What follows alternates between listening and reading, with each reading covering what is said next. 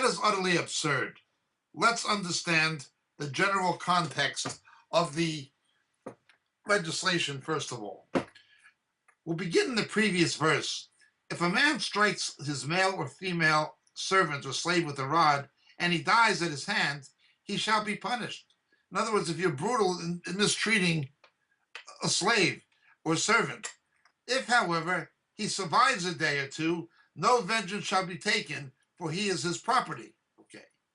Now, if men struggle with each other and strike a woman with child so that she gives birth prematurely, yet there is no injury, he shall surely be fined, as the woman's husband may demand of him, and he shall pay as the judges decide. But if there is any further injury, then you shall appoint as a penalty life for life, eye for eye, tooth for tooth, hand for hand, foot for foot. Looking at verse 22 in its own context, it's not talking about abortus provocatus, an intention to cause a miscarriage. Additionally, it does not specify that there has been a death of the fetus, of the baby. It just says that it causes a premature birth. The trauma causes the woman to go into labor prematurely. That's all it says.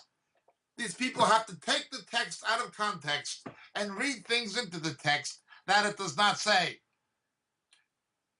Now, it could be a life-for-life situation in some situations if you continue reading. If there is a death, it's considered to be the equivalent of murder. We do have the term in Hebrew translated manslaughter, which is also serious, which did not have to be a capital crime if someone could lay hands to the horns of the altar or go to a city of refuge where the Levites were. That is another matter. But in this particular case, it is not specifying that there has been a death of the fetus. Neither does it say that it was deliberate. This is a completely absurd, ridiculous argument.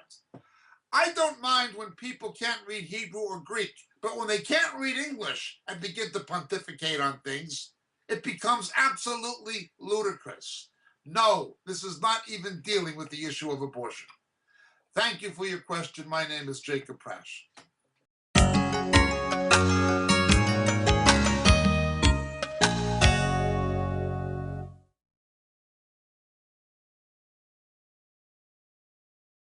Blessings, dear friends. Greetings in Jesus. This is your friend Jacob Prasch speaking to you at the moment from the UK.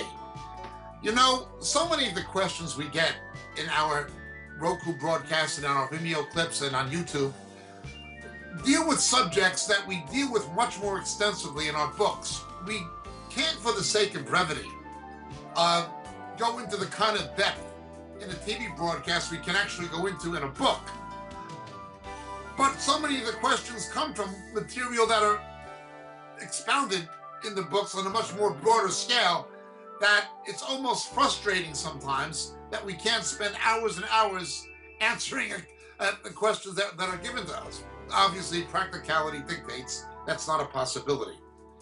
The books are there. They're available. They're available in print through the Moriel catalog on the Moriel website, moriel.org. But in this day of Kindle and electronic books, they're also available through Amazon, and they're available through Kindle. The three books that would be the most referred to in the questions we receive are the three latest books. The first being The Dilemma of Laodicea. The Dilemma of Laodicea is an exposition of the seven churches in Revelation, culminating with the final two churches, Philadelphia and Laodicea particularly, setting the stage for the return of Jesus. The Dilemma of Laodicea would be the first. The second would be Shadows of the Beast. Shadows of the Beast. How the coming Antichrist, how his identity will be revealed to the faithful church. The rapture will not happen. Will not happen, absolutely not happen, until the faithful church knows who the ultimate beast of Revelation is. That is the Antichrist and also the false prophet. How the identity of the coming Antichrist will be revealed to the faithful church. Shadows of the Beast, the second book. And the final and latest one, harpazo, what the scripture actually teaches about the rapture, the snatching away which takes place between the 6th and 7th seals in the book of Revelation. So these 3 books, Gem of Laodicea, Shadows of the Beast, and Harpazo, all available in the Moriel catalog, all available through Amazon, and all easily available electronically by Kindle. Thank you so much, dear friends. God bless. May Jesus be with you.